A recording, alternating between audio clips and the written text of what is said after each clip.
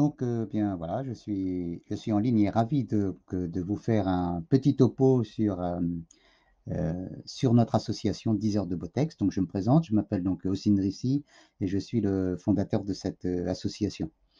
J'ai souhaité faire ce support, pour mieux expliquer, ce qu'est cette association, mais surtout, quelle est sa dynamique, son moteur et puis, ses projets et ses perspectives. Merci en tout cas, de prendre votre temps pour écouter cette présentation. Alors l'objectif étant, bien sûr, si ça vous intéresse, de prendre contact avec moi si vous souhaitez, participer ou connaître un peu plus nos activités, je serai à votre, disposition. Donc c'est une association qui a pour objectif de promouvoir la lecture, à voix haute. J'aborderai dans cette présentation d'abord, l'origine, du projet, pourquoi avoir créé cette association. Je parlerai aussi des avantages de la lecture à voix haute. Chacun connaît les avantages de la lecture, mais je vais plutôt me focaliser sur, la lecture, à voix haute. J'essaierai de faire un bilan, des 2 premières années de fonctionnement de notre association. On entre dans la troisième année, maintenant. Je vous parlerai aussi, des activités de formation et des ateliers que je suis, amené à animer. Je vous parlerai des principaux, projets, pour 2022, voire, plus loin, et j'évoquerai aussi la question de la nécessaire, structuration, de l'association, pour son développement. Voilà et je terminerai donc par, quelques propositions. Allez, on y va, si vous êtes prêts. Alors l'origine du projet, il a été créé juste pour le plaisir de lire et d'écouter lire. Hem, En effet, pour ma part, j'ai commencé à lire à voix haute, des histoires pour mes enfants et depuis, quand ils ont grandi ensuite, j'ai arrêté de lire, mais en fait, je crois que c'est une très mauvaise idée. Il faut vraiment toujours continuer à lire, à voix haute, des histoires, aux enfants ou aux adultes. L'homme historiquement a besoin, d'histoire et d'où l'intérêt de poursuivre, cette ambition. Alors je vous ai mis une petite phrase, ici, de Marcel Proust qui dit que: «Tant que la lecture est pour nous l'initiatrice dont les clés magiques nous ouvrent au fond de nous-mêmes la porte des demeures où nous n'aurions pas su pénétrer, son rôle dans notre vie est salutaire». Donc tout le monde est convaincu que la lecture, c'est quelque chose de salutaire. Et donc voilà, c'était juste pour insister sur l'importance de se raconter et de raconter des histoires. L'origine du projet, donc après avoir lu, à mes enfants quand ils étaient plus jeunes, je me suis retrouvé un jour lors d'une soirée familiale. Sur cette photo, c'est avec, mes 2 frères, Mourad et Abdelhafid, et en décembre 2017 où, spontanément, j'avais sorti plusieurs livres avec, des extraits de contes et des poèmes et des extraits de textes et chaque membre de la famille, les grands comme les petits, tout le monde s'est mis à lire un texte à voix haute que nous avions enregistré, avec lequel j'avais fait un montage et c'est un peu cette effervescence de cette soirée familiale qui a conduit, à la création de l'association. Nous avions tellement pris de plaisir à faire cela que, j'ai souhaité poursuivre, et développer l'aventure. Donc depuis, je n'ai jamais cessé de lire. J'ai dû, réaliser, près de 700, peut-être 800 enregistrements, aujourd'hui. Donc j'ai dû aussi me familiariser avec les outils de son, les micros, un peu la technique et cetera, pour essayer et tenter de faire des enregistrements de qualité, pour les partager assez largement sur notre site internet, mais surtout sur les réseaux sociaux et nos différentes pages, 10 heures de beau texte, partage de lecture à voix haute et cetera et sur YouTube, qui commence à prendre petit à petit, qui se développe petit à petit puisque toutes ces activités de communication sont en même temps très, très chronophages. Il faut maîtriser les outils et cetera. Enfin bref, il faut prendre du temps et je lance un appel en fait. J'ai besoin de ressources aussi, d'aide pour faire notre communication et faire connaître nos activités aux personnes qui sont un peu à l'aise avec, la communication, avec Facebook, avec la création de visuels, avec la mise en ligne de vidéos, sur YouTube et cetera. Et j'ai également participé donc à pas mal d'événements de lecture de poésie en public, notamment dans les médiathèques et dans de nombreuses occasions comme les cérémonies commémoratives. Donc je montre un exemple dans cette présentation. Donc si la lecture à voix haute est un moment de partage, donc ça c'est un mot important, ce qui fait l'une des valeurs de cette activité et la valeur profonde, l'une des valeurs cardinales de ce projet, c'est bien l'idée de partage. Car lorsqu'on lit de manière silencieuse, on lit pour soi et on ne prend rien à personne. Mais par contre, quand on lit à voix haute, on donne. On ne prend toujours rien à personne, mais on donne et on partage, on donne à entendre, à écouter une interprétation d'un texte, à essayer d'incarner aussi la pensée et le texte de l'auteur. Et donc, pour cela, la lecture à voix haute est sans doute et certainement euh, quelque chose d'essentiel sur cette valeur aussi de la solidarité, du partage et de la transmission d'émotions, tout simplement, que peuvent porter les mots et la lecture de certaines poésies, de certains textes. Alors, participare en latin, c'est faire participer quelqu'un à quelque chose, c'est faire connaître, partager une chose avec quelqu'un, c'est avoir sa part de participer à, plutôt qu'au sens de partiri, qui lui signifie plutôt diviser en parties et répartir. Là, le sens de participare, c'est partager une chose. Donc voilà cette deuxième valeur cardinale, cette première valeur, pardon, cardinale de notre projet 10 heures de beau texte, qui est le partage. Alors, la création de l'association, pas grand-chose à dire, hein, sinon qu'elle a été fondée donc, c'est une histoire familiale au départ, par moi et mon frère, qui est lui enseignant et qui est toujours, qui est un passionné aussi de lecture, mais aussi passionné de cette cause de promouvoir, la lecture, puisqu'en tant qu'enseignant, il s'est aussi rendu compte que, voilà, les élèves qu'il avait pu, voir dans ces amphithéâtres ou dans ces salles de classe n'étaient pas forcément toujours n'ouvraient pas très souvent de livres. Et donc, il faisait régulièrement passer entre deux cours de microbiologie, euh, il prêchait la bonne parole pour la lecture des textes, de la littérature, etc., etc. Donc voilà un peu pour les fondateurs. Donc moi et Morad.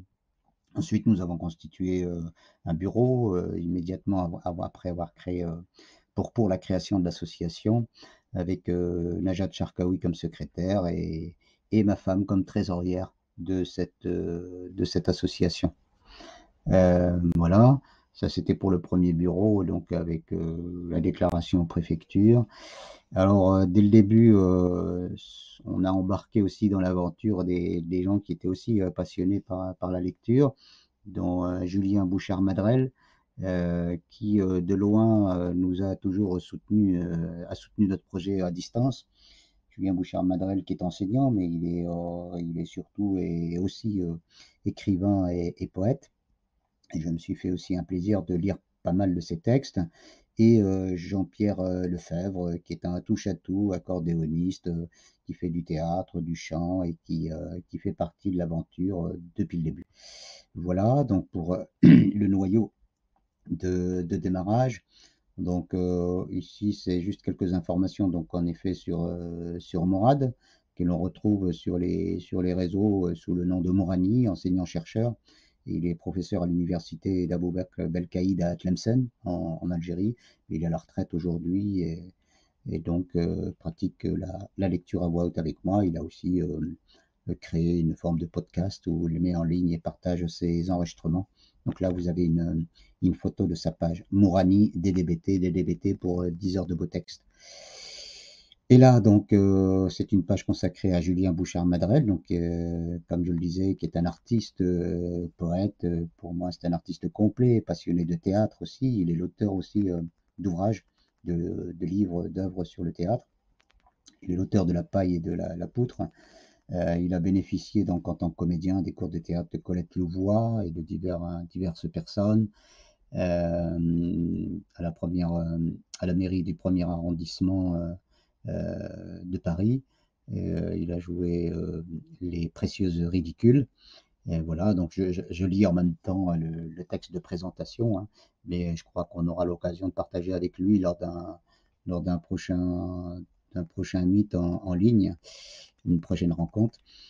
Donc voilà, juste pour dire qu'il m'a beaucoup soutenu. Puis j'avais fait quelques lectures avec lui, donc que vous retrouverez sur notre site internet qui est ici, hein. Je ne vais pas vous la montrer là maintenant. Voilà. Donc je vous ai parlé aussi de Jean-Pierre Lefebvre, pareil, qui est un artiste complet, comédien, musicien, écrivain, rieur, blagueur. C'est mon frère de marche. Sur la lecture à voix haute, nous avions toute une programmation euh, l'année dernière de lecture, en programme de lecture avec la médiathèque de Corbie. Malheureusement, encore la situation qui était instable par rapport au Covid et puis pour d'autres raisons, nous n'avons pas pu mettre en place ce programme l'année dernière. Donc nous comptons bien remettre à jour nos relations avec la médiathèque de Corbie pour relancer ces activités autour de la lecture à voix haute. Donc voilà, bien écoutez, Jean-Pierre, je l'ai rencontré au théâtre, la compagnie Les Petites Madames.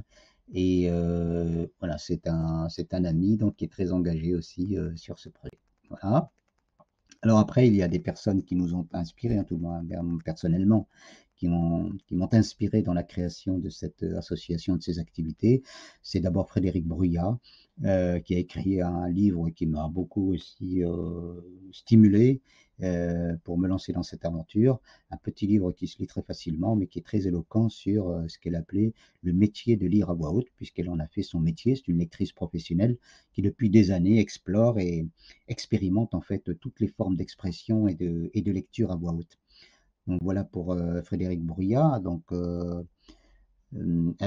que j'aime chez elle, c'est qu'elle elle arpente et expérimente beaucoup autour de la lecture à voix haute depuis de nombreuses années. Et elle est l'auteur de livres, le métier donc de lire à voix haute aux éditions Magellan, que vraiment, je vous invite à lire et à consulter, dans lequel elle retrace un peu toute son expérience sensible de toutes ces années de lecture publique qu'elle a pu réaliser. Et elle a écrit aussi un autre livre, la lecture qui est tout aussi intéressant, c'est la lecture à voix haute expliquée aux enfants. Et ça, c'est très précieux pour tous ceux, pour les enseignants, mais pas seulement, et pour les parents, etc., qui veulent expliquer à leurs enfants l'intérêt de pratiquer la lecture à voix haute, qui serait conçu un peu comme ce bouquin est conçu comme une réponse elle donnerait à un enfant qui lui poserait la question, mais c'est quoi la lecture à voix haute? Donc, merci à Frédéric Bruyat pour tout son travail et puis cette grosse bouffée d'inspiration qui m'ont donc poussé à réaliser ce projet. Et il y en a d'autres beaucoup plus connus, Fabrice Lucchini, que je ne présente plus et qui est un virtuose, j'allais dire, un lecteur à la folie, un lecteur passionné que l'on ne présente plus, tant il est une référence et l'un des pionniers des spectacles de lecture à voix haute. Ce qu'on connaît peut-être un peu moins, c'est Charles Dickens. On connaît Oliver Twist et chacun a pu lire les livres de Charles Dickens dans sa jeunesse. Mais ce qu'on ne sait pas forcément, c'est qu'il a été certainement le pionnier des spectacles de lecture à haute voix. Il a lu énormément, jusqu'à sa mort d'ailleurs, et certains disent même que c'est peut-être toute l'énergie qu'il a mis dans ses spectacles de lecture et qui l'ont épuisé. Il a gagné beaucoup d'argent avec ça parce que les salles étaient combles, on l'attendait, tout le monde prenait ses places à l'avance et apparemment la mort l'aurait emporté après justement ces harassantes lectures qui le faisaient voyager à travers toute l'Angleterre. Et donc voilà, un pionnier de la lecture à voix haute, Charles Dickens, et qui m'a aussi inspiré dans, dans, ce, dans la démarche de ce projet. Donc, Lucchini, c'est quelques exemples, avec ses lectures sur La Fontaine, par exemple.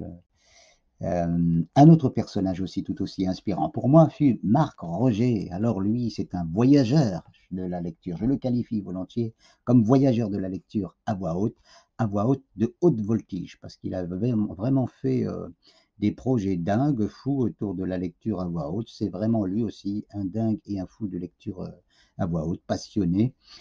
Auteur d'un livre que je recommande aussi et qui m'a beaucoup inspiré, qui est un peu le fruit de son expérience de lecture à voix haute, à partir de laquelle il a construit un roman, une histoire, dans lequel on le retrouve évidemment. Et ce qui est intéressant surtout, c'est qu'il donne plein de très très bons conseils pour celui qui veut se lancer dans la lecture à voix haute, dans ce roman, sous la forme de dialogue entre ce vieux libraire et Grégoire.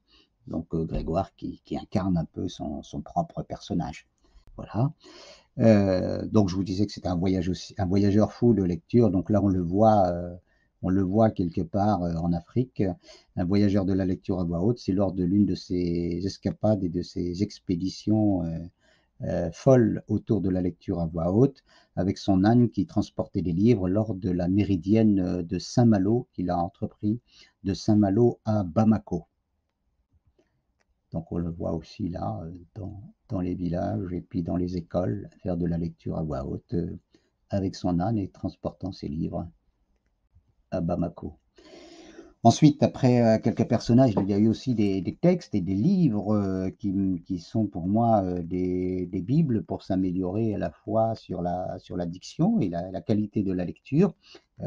Ces références, ce sont les deux livres de Georges Leroy, que je vous recommande aussi, le traité pratique de la diction française et l'autre, son pendant, la grammaire de la diction française. Ces deux livres donc de Georges Leroy, qui était sociétaire à la Comédie Française et professeur au Conservatoire, ces deux livres sont le fruit aussi de toute son expérience et de toute son activité à la Comédie Française pour la formation des acteurs à la diction. Donc ça, je vous recommande fortement. Moi, je m'en sers tout le temps et c'est vraiment ma Bible pour construire mes ateliers et mes programmes de formation à la diction et à la lecture à voix haute. Ce livre aussi que je vous recommande, La vitamine P, qui est ravigorant, qui est vitaminé. Jean-Pierre Siméon veut redonner les lettres de noblesse et sa place à la poésie. Et dans ce livre, il écrit une feuille de route pour la réhabilitation de la poésie.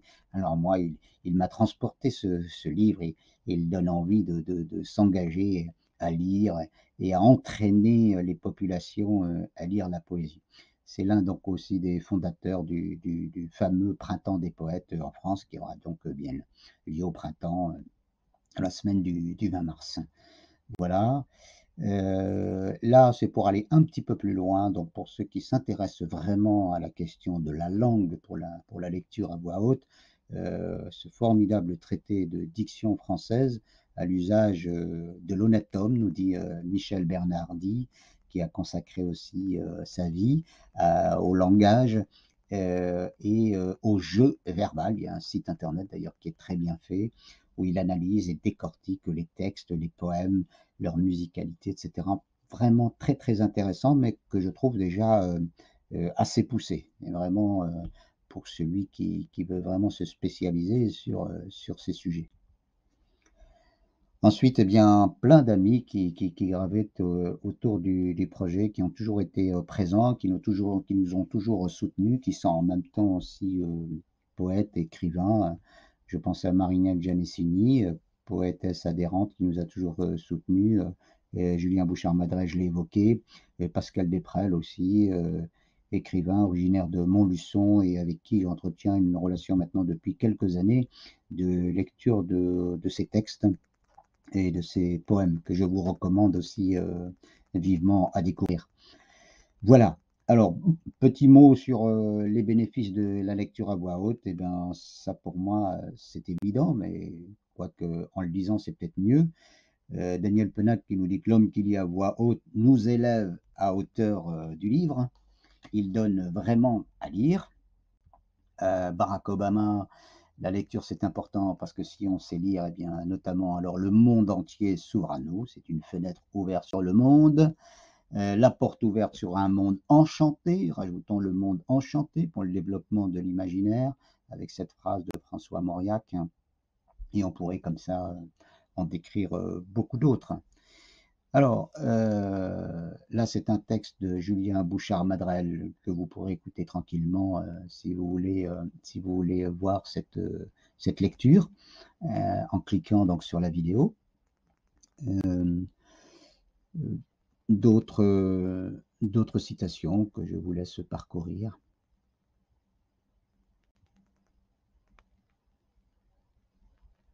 Éric Satie qui nous dit, oui, peu de personnes savent lire à haute voix, c'est un art du reste, ce qui montre en fait l'intérêt de créer cette association aussi pour se perfectionner, pour se former, pour tenter en tout cas d'améliorer notre manière de lire, pour en faire un art de la lecture pour toucher et partager les textes avec un public. Alors, dans les avantages, pour tes études montrent que la lecture réduirait le stress de 68% par rapport au fait d'écouter de la musique ou faire une promenade. Ça a l'air d'être encore plus rapide comme effet que la musique ou une promenade. Donc, c'est une étude donc, du ministère de la Santé, des données de 2019. Les bienfaits de la lecture, donc, ils sont multiples, ils sont représentés là, ici. C'est très bon pour le cerveau, évidemment, ça fait travailler le cerveau. C'est très bon aussi pour la réduction du stress et ça vous donne voilà, une joie de vivre, en tout cas une sérénité plus grande. Ça facilite aussi l'écriture pour ceux qui aiment écrire ou qui ont besoin d'écrire, que ce soit pour les scolaires ou des gens dans leur métier. Le fait de lire, ça améliore aussi l'écriture. Ça aussi, ça permet aussi d'assurer une meilleure attention. On sait que c'est un problème du siècle, ça, le fait d'avoir des activités toujours sectionnées, et voilà, cette coupure du temps dans les activités et compagnie fait que nous sommes de moins en moins attentifs et concentrés. Et ça, c'est dramatique, notamment pour nos jeunes à l'école ou sur les bancs de fac. Eh bien, il faut savoir que la lecture et la lecture à voix haute aussi renforcent la concentration et puis plein d'autres, ça développe la créativité, bref, plein d'autres avantages que vous connaissez tous. Passons maintenant aux activités très concrètes, après ces considérations générales de présentation de l'origine et des fondements de cette association. Alors, quatre principaux types d'activités que j'ai regroupées ici. Donc, des actions pour promouvoir la lecture à voix haute, ça passe par des conférences, ça passe par des recherches bibliographiques et l'écriture de synthèse à partir d'articles collationnés sur le thème de la lecture à voix haute. Deux, plutôt une partie formation, sensibilisation à la lecture à voix haute en organisant donc des ateliers de formation, en produisant aussi des supports de communication pour promouvoir cet art. 3, l'organisation de projets, de spectacles vivants de lecture lors d'événements comme la Nuit de la lecture, le Printemps des poètes ou tout autre événement, les jours de commémoration comme le 11 novembre, etc. Par exemple, en lisant des poètes, des poilus qui étaient sur le front et qui a rien de mieux que les mots de ceux qui ont vécu cette horrible guerre pour transmettre aux jeunes générations la dureté de ces événements pour partager un peu et commémorer avec eux ce qu'ils ont pu vivre. Ensuite, une quatrième partie qui prend aussi du temps au sein de mon activité aussi au sein de l'association, que constituent les enregistrements, soit sous forme vidéo, avec donc de la poésie, de la musique, des images, mais aussi énormément d'audio sur des extraits de textes, de romans, et surtout sur la poésie que vous pouvez retrouver sur nos pages Facebook, YouTube et sur notre podcast Onshore. Tout ça, vous pouvez retrouver ces informations sur notre site internet. 10 heures de beau texte. Voilà. Alors, ce Printemps des poètes, on l'a évoqué tout à l'heure, donc on renouvellera cette année aussi un ou plusieurs événements autour du Printemps des poètes en mars prochain. Voilà. Alors, sur les actions de promotion de la lecture à voix haute, nous avons donc deux conférences de prévues. Nous avons fait 2 conférences, pardon, sur les 2 années passées et de nombreuses vidéos aussi sur le thème. Et l'association a contribué, n'a pas participé directement, mais en tout cas a été sollicitée pour parler de lecture à voix haute auprès des classes de quatrième d'un collège ici à Corbie. Donc pour le bilan des 2 premières années, là vous pouvez donc en cliquant aller sur la page internet pour voir nos activités. Alors 4 ateliers ont été montés sur l'année 2020 et 2021. Sur 2022, j'en suis à 3 ateliers. Donc déjà 7 ateliers ont été animés depuis 2 ans. Un atelier dans la médiathèque, un atelier pour les enfants, un atelier dans le lycée secondaire, et un atelier de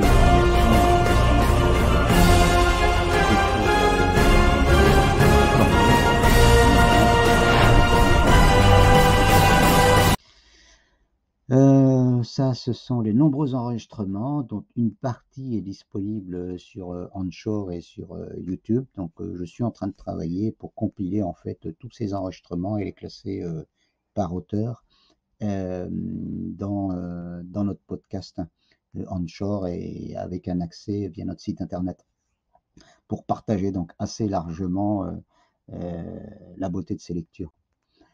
Alors, là, c'est un aperçu de l'atelier qui a été donc organisé sur 2 journées pour des enfants de 7 à 12 ans, hein, à Corbie en juillet 2020. Donc, je vous passe peut-être le début de la vidéo, peut-être pas tout. Je ne sais pas si vous voyez. Attends pour ça,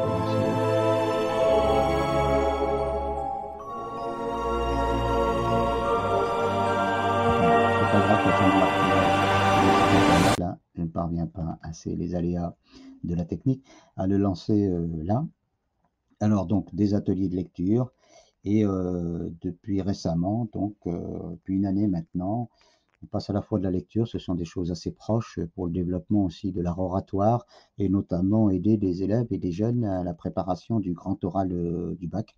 Donc j'en suis à 3-4 ateliers aujourd'hui et j'en ai encore de programmés. Donc il y a vraiment un besoin là d'accompagner ces élèves à la maîtrise de leur trac, à la prise de parole, à l'amélioration de leur diction, de leur présence pour préparer ce grand oral. Voilà. Donc là, on a un aperçu que vous pouvez retrouver sur YouTube de cet atelier. Donc vous pouvez aller. Donc là, c'était au lycée Sainte-Colette. Porte ouverte vers un monde enchanté. C'est le printemps des poètes. Chaque fois que l'on crée une bibliothèque, chaque fois que l'on crée une boîte à livres, chaque fois que l'on ouvre un livre, le 11 novembre, porte ouverte vers un monde enchanté. Chaque fois que l'on crée une bibliothèque, chaque fois que l'on crée une boîte... Le 11 novembre, là, c'était fêté chaque année l'armistice de 1918 avec 1918. la lecture donc de ces 2 textes. C'est d'abord commémorer la fin d'un conflit qui fut, on ne le répétera jamais assez, au début du XXe siècle, le plus meurtrier jamais connu. Pour commémorer le 11 novembre. Là, c'est une évolution donc du nombre d'abonnés. On doit être pas loin des 1400, voire 1500 abonnés sur notre page Facebook sur les deux, le 10 heures de beau texte et les 10 heures de beau texte. J'ai changé donc, la nouvelle page s'appelle les 10 heures de beau texte parce qu'au départ, j'étais seul à mettre en ligne une grande partie des textes partagés. Et progressivement, j'ai eu d'autres propositions de lecteurs. Et j'ai donc créé une nouvelle page avec un nouveau design qui a été relooké. C'était ça fait 1 an maintenant, en janvier 2021. Les 10 heures de beau texte. Donc là, je trouve que c'est un beau succès d'avoir autant d'abonnés pour une page de lecture. C'est pas mal du tout. Alors il y a beaucoup de sympathisants, c'est-à-dire beaucoup de gens qui nous encouragent, qui viennent régulièrement écouter des textes, etc. Mais la réalité aujourd'hui, c'est que pour faire fonctionner tout ça, il faut un peu de temps et un petit peu de temps de chacun et mis bout à bout pour mettre en œuvre tous ces projets. Donc on a beaucoup de sympathisants, mais en fait peu d'adhérents, en tout cas de membres actifs qui participent à l'organisation des activités. Les visiteurs des différents supports, que ce soit le site internet ou les pages, sont parfois fidèles depuis des années, depuis longtemps, mais n'adhèrent pas forcément à l'association et à ses activités. alors que l'association a besoin de ses adhérents. Elle a besoin aussi de fonds, de faire des demandes de subventions pour faire des projets. Elle a besoin de se rendre visible pour pouvoir avancer et mettre en œuvre ses projets. Elle a donc besoin aussi donc, de personnes pour structurer l'activité et développer son projet. Bon, c'est vrai que ça n'a pas été simple pendant la période de Covid, mais j'espère que maintenant on en sortira prochainement et qu'on profitera donc de cette sortie pour mieux structurer l'association.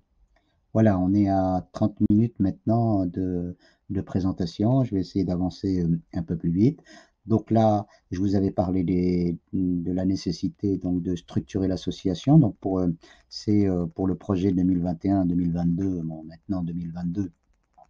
L'objectif, donc, c'est de communiquer sur l'association et amener les adhérents et puis trouver des personnes ressources pour aider, répartir les rôles entre chacun, mettre en place des outils collaboratifs pour nous faciliter le travail collectif sur les projets, etc.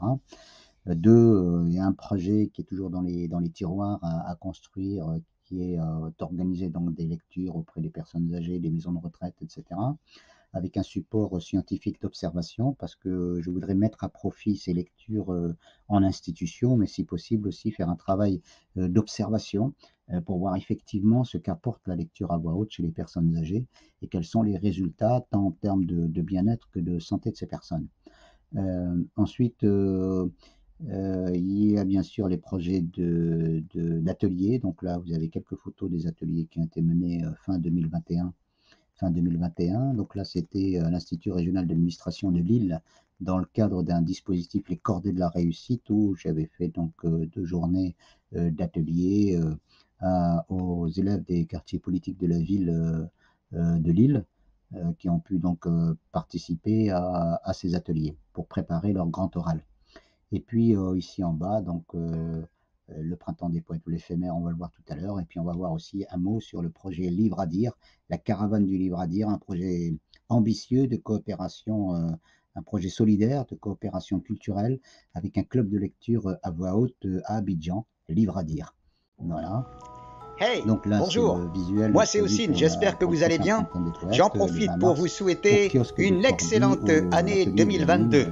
Oui, juste une petite annonce. Il y a un peu de bruit là, c'est des travaux dans le coin. Ben oui, nous sommes en plein travaux. Éphémère, éphémère. Est-ce que j'ai une tête d'éphémère moi? Eh bien, éphémère, c'est... Donc ça, c'est le projet Livre à dire, que vous pouvez aussi retrouver. Salut à tous, bien sûr. J'espère que tu vas bien. Moi c'est Ossine et je suis le fondateur d'une association, les 10 heures de beau texte, qui a pour objectif de promouvoir la lecture de caravane. Juste dire que pour ce projet sur 2022, il y a 4 phases principales. Donc la phase de préparation du projet, en définir les objectifs et donner un peu de chair à ce projet, définir son périmètre, le voyage, sur combien de jours, la caravane, elle passera par quelle ville et quel point d'halte à l'intérieur de la Côte d'Ivoire, de repérer tous les partenariats possibles et d'organiser la communication. Une deuxième phase plutôt d'organisation, en définissant le cahier des charges et en répartissant les tâches, le cahier des charges des besoins et des ressources nécessaires pour ce projet.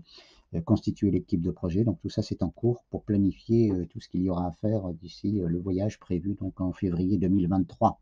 Et donc la phase de réalisation avec la logistique de récolte en amont de livres en France, un paquet de livres pour les acheminer vers Abidjan. Et là-bas, les démarches de recherche d'un camion, un camion qui soit aménagé pour pouvoir faire des haltes et des spectacles de lecture à voix haute lors de ces haltes, et tout le programme de préparation des activités des lectures et des animations durant ce voyage. Une quatrième étape qui consistera à valoriser un peu ce voyage et les acquis de ce voyage sur la base de documentaires et de communication, de films, etc. Ça, c'est beaucoup plus loin, j'en parlerai, c'est plutôt pour 2023, le projet Émotifleur, je vous donne juste le nom. On en parlera beaucoup plus tard. C'est un projet qui a pour objectif de permettre à l'association d'avoir une source financière supplémentaire, en tout cas qui lui permettra d'avoir une certaine indépendance. Et donc je compte bien développer ce projet dans l'avenir. Voilà. Donc si on continue, ben, il y a les ateliers de formation, ça on l'a évoqué.